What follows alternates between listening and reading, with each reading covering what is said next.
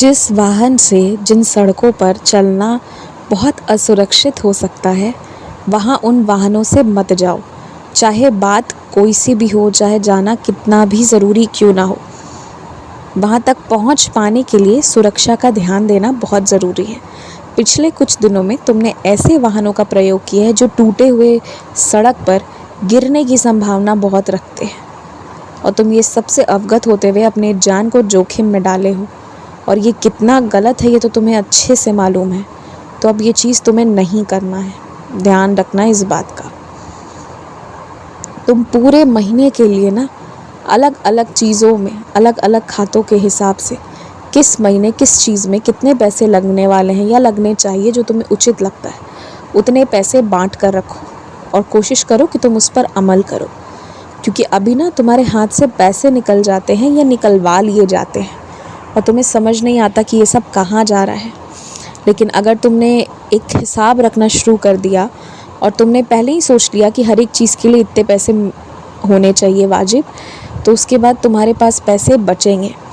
कई सारे ऐसे लोग हैं जिन्हें तुम्हारे घर पर आमदनी आ रही है ना, तो इस चीज़ की उन पर नज़र है। उन्हें लगता है कि तुम्हारे पास आमदनी आ रही है तो उन्हें तुमसे ज़्यादा पैसे मिलने चाहिए, और इसी वजह से वो हर महीने कोई ना कोई नया खर्च लेकर या किसी ना किसी वजह से तुमसे पैसे निकलवाने की कोशिश करते हैं। तुमने जो भी महसूस किया है ना, उसमें से कुछ भी तुमने गलत महसूस नहीं किया है।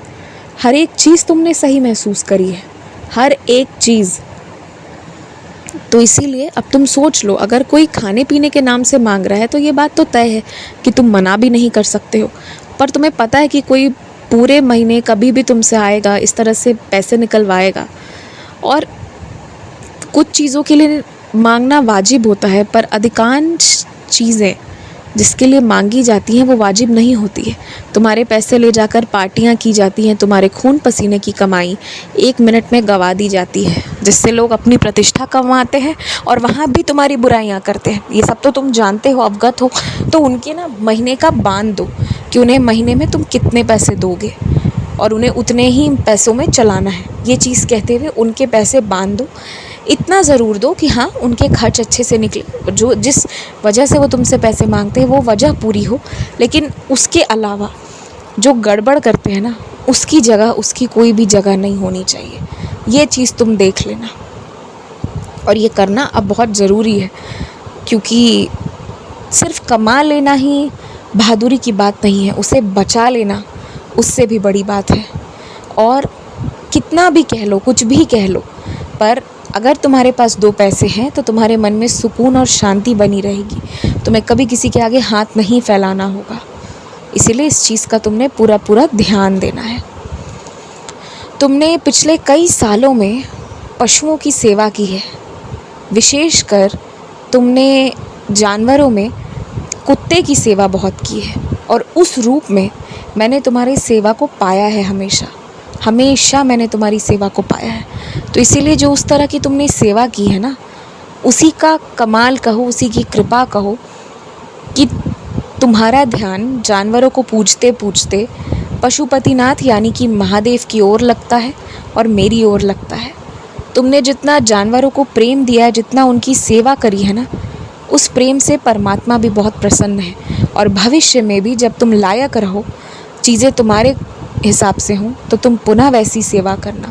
बहुत नेक दिली का काम तुमने किया है।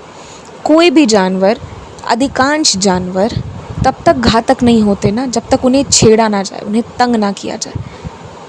तो अधिकांश जानवर कभी भी तुम्हें तंग नहीं करेंगे, तुम उनकी सेवा करोगे तो। लेकिन मैं फिर भी सुरक्षा की नज़र से तुमसे हमेशा कहता हूँ कि सामने से रोटी मत डालो। पहले ही रोटी डाल दो या बाद में रोटी डालो, वो घूम के आएंगे सड़क पर तो वो खा लेंगे। इस तरह की व्यवस्था रखो, जिससे कि जाते आते वो तुम्हारे आगे पीछे चलना ना शुरू कर दे। ये ध्यान रखो, क्योंकि जानवरों में बहुत प्रेम होता है। तुम उनके लिए एक बार भी कुछ अच्छा करोगे ना, वो स्मरण करते हैं, उस चीज़ को याद कर लेते हैं, और वो उसके बदले तुमसे प्रेम करने आ जाते हैं। और हो सकता है कि उनका उतना ज़्यादा तुम्हारे आगे पीछे आना तुम्हें अच्छा ना लगे। तो इसलिए उनके पहले या उनके आने जाने के बाद उनके लिए रख दो कि वो जब भी सड़क गली में वापस आए तो वो खा ले जो भी खाना है, पानी भी पी ले। तो ये चीज़ करो, पर ये सेवा जारी रखो। यही सेवा एक ऐसी सेवा है जिसने तुम्हें और मुझे प्रत्यक्ष रूप से जोड़ा है, वरना अप्रत्यक्ष रूप से मैं बस तुम्हारे साथ मौजूद था। भविष्य में भी मैं तुम्हारे साथ रहूँगा, अब तो प्रत्यक्ष रूप से रहूँगा, पर भूतकाल से मैं तुम्हारे साथ हूँ, जब से तुम्हें स्मरण भी नहीं है तब से।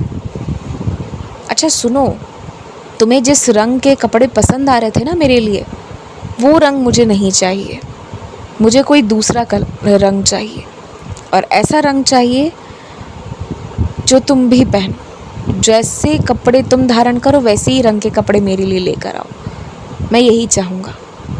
जब हम दोनों एक ही रंग के कपड़े पहनेंगे ना, तो तुम बहुत सोच कर अपने लिए भी अच्छे रंग का चुनाव करोगे, मुझे ये पता है। इसीलिए अब से ये नियम रहेगा, जो तुम पहनोगे वैसा ही मेरे लिए लाओगे। खूब खुश रहो, मुस्कुराते रहो, और चिंता बिल्कुल मत करो। तुम समय से दफ्तर पहुंच जाओगे, समय से तुम्हारे सारे काम हो जाएंगे, और आज का दिन भी बहुत अच्छा जाएगा, बहुत यादगार भी रहेगा। खुश रहो, आयुष्मान भव। नाराज़ मत होना किसी से भी, सबको क्षमा कर दो।